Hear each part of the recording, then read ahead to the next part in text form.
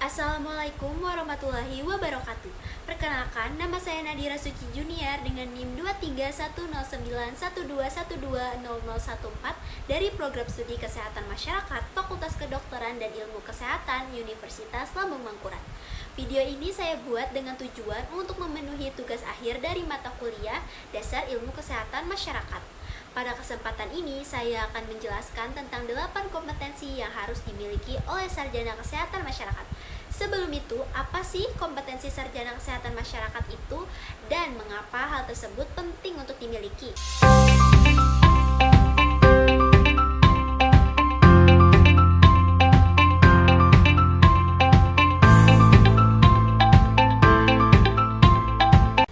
Kompetensi sarjana kesehatan masyarakat adalah kemampuan yang harus dimiliki oleh lulusan program studi kesehatan masyarakat untuk dapat berkontribusi dalam meningkatkan kesehatan masyarakat secara profesional, etis, dan berbasis ilmu pengetahuan.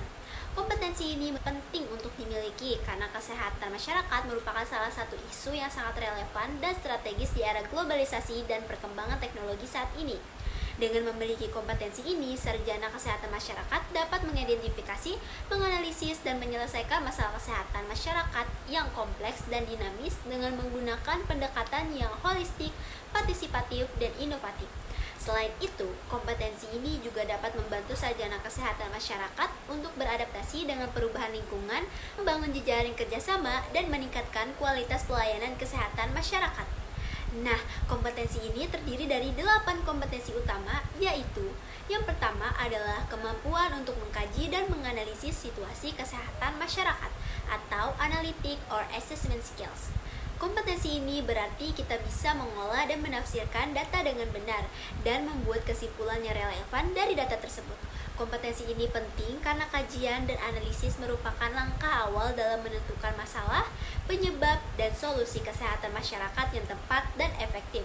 Contohnya, kita bisa melakukan survei kesehatan masyarakat, menganalisis faktor-faktor yang mempengaruhi status kesehatan, dan memberikan rekomendasi berdasarkan hasil analisis. Kompetensi kedua adalah kemampuan untuk mengembangkan dan merancang kebijakan dan program kesehatan atau policy development or program planning skills.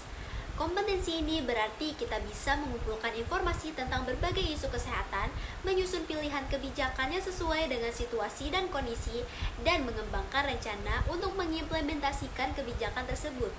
Kompetensi ini penting karena kebijakan dan program kesehatan merupakan instrumen yang digunakan untuk mengubah kondisi kesehatan masyarakat menjadi lebih baik sesuai dengan tujuan dan sasaran yang diinginkan.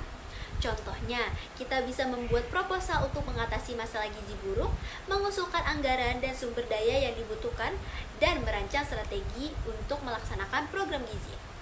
Yang ketiga adalah kemampuan untuk berkomunikasi secara efektif atau communication skills. Kompetensi ini berarti kita bisa menyampaikan informasi kesehatan masyarakat dengan jelas, baik secara lisan maupun tulisan, kepada berbagai audiens seperti masyarakat, pemerintah, media, dan akademisi. Kompetensi ini penting karena komunikasi merupakan kunci dalam menyampaikan informasi, membangun kesadaran, mempengaruhi perilaku, dan memperoleh dukungan dari berbagai pihak terkait kesehatan masyarakat. Contohnya, kita bisa membuat poster, leaflet, atau video yang mengedukasi masyarakat tentang pentingnya hidup sehat, berbicara di depan publik untuk menyampaikan hasil penelitian, atau menulis artikel ilmiah untuk mempublikasikan temuan kita. Kompetensi keempat adalah kemampuan untuk memahami budaya setempat atau cultural skills. Kompetensi ini berarti kita bisa berinteraksi dengan masyarakat yang berbeda latar belakang budaya, menghargai dan menghormati keanekaragaman budaya, dan menyesuaikan pendekatan kesehatan masyarakat dengan konteks budaya setempat. Kompetensi ini penting karena budaya merupakan salah satu faktor yang mempengaruhi kesehatan masyarakat, baik secara positif maupun negatif. Dengan memahami budaya setempat, kita bisa menyesuaikan intervensi kesehatan masyarakat dengan konteks sosial, ekonomi, politik, dan agama masyarakat. Contohnya, kita bisa menggunakan bahasa daerah, simbol, atau ritual yang sesuai dengan budaya masyarakat, mengakui dan menghormati nilai-nilai, norma, dan kepercayaan masyarakat, atau melibatkan tokoh masyarakat, agama, atau adat dalam program kesehatan. Kompetensi kelima adalah kemampuan untuk melaksanakan pemberdayaan masyarakat atau community empowerment. Kompetisi ini berarti kita bisa bekerja sama dengan masyarakat untuk menyelesaikan masalah kesehatan masyarakat, menggali dan memobilisasi sumber daya masyarakat, dan meningkatkan kapasitas masyarakat untuk berpartisipasi dalam perbaikan kesehatan. Kompetensi ini penting karena pemberdayaan masyarakat merupakan salah satu strategi yang efektif untuk meningkatkan kesehatan masyarakat, khususnya dalam hal pencegahan, deteksi dini, dan penanganan penyakit. Dengan pemberdayaan masyarakat, kita bisa meningkatkan kesadaran, keterampilan, motivasi, dan kemandirian masyarakat dalam mengelola kesehatan mereka sendiri dan lingkungan sekitar mereka. Contohnya, kita bisa membentuk kelompok masyarakat, mengadakan diskusi atau pelatihan untuk meningkatkan pengetahuan, keterampilan, dan motivasi masyarakat, atau membantu masyarakat untuk mengorganisir dan mengelola program kesehatan. Yang keenam adalah kemampuan untuk memahami ilmu kesehatan masyarakat atau Public Health Science Skills. Kompetensi ini berarti kita bisa menguasai konsep-konsep dasar kesehatan masyarakat seperti epidemiologi, biostatistika, ilmu perilaku, keselamatan dan kesehatan kerja, kesehatan lingkungan, kesehatan reproduksi, gizi, dan administrasi kesehatan. Kompetensi ini penting karena ilmu kesehatan masyarakat merupakan dasar dari semua kegiatan kesehatan masyarakat, baik dalam hal pengetahuan, metode, maupun teknik. Dengan memahami ilmu kesehatan masyarakat, kita bisa mengembangkan dan menerapkan intervensi kesehatan masyarakat yang berbasis bukti, inovatif, dan adaptif. Contohnya, kita bisa menghitung angka kematian, prevalensi, dan insidensi penyakit, mengukur perilaku kesehatan, menilai risiko kesehatan di tempat kerja, mengukur kualitas lingkungan, mengevaluasi program kesehatan reproduksi, menghitung kebutuhan gizi, dan mengelola sistem kesehatan. Yang ketujuh adalah kemampuan untuk merencanakan dan mengelola sumber dana atau Financial Planning and Management Skills. Kompetensi ini berarti kita bisa mengidentifikasi dan mengakses sumber dana yang potensial, mengembangkan dan mengajukan proposal yang sesuai dengan standar dan persyaratan, mengelola dan mempertanggungjawabkan penggunaan dana secara transparan dan akuntabel, mengevaluasi efektivitas dan efisiensi penggunaan dana, dan melaporkan hasil dan dampak penggunaan dana kepada pemberi dana dan stakeholder. Kompetensi ini penting karena sumber dana merupakan salah satu faktor yang menentukan keberhasilan kegiatan kesehatan masyarakat, baik dalam hal perencanaan, pelaksanaan, maupun evaluasi.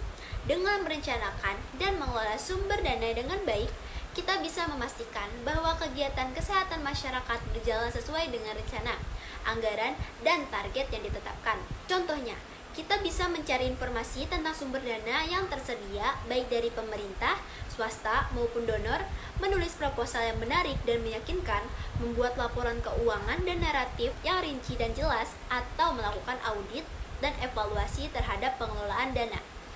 Kompetensi ke-8 adalah kemampuan untuk memimpin dan berpikir sistem atau leadership and system thinking skills. Kompetensi ini berarti kita bisa mengembangkan visi, misi, dan tujuan yang jelas dan realistis, mengorganisir dan mengkoordinasikan sumber daya manusia, material, dan informasi, mengembangkan dan menerapkan sistem monitoring dan evaluasi, mengatasi konflik dan negosiasi, mengambil keputusan yang tepat dan bertanggung jawab, mengembangkan dan memelihara jejaring kerjasama, dan menerapkan prinsip-prinsip kepemimpinan yang demokratis, partisipatif, dan etis.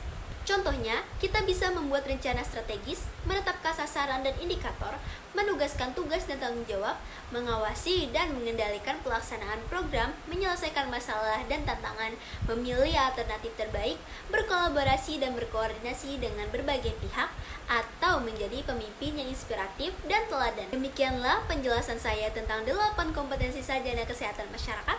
Semoga video ini bermanfaat dan menambah wawasan kita semua.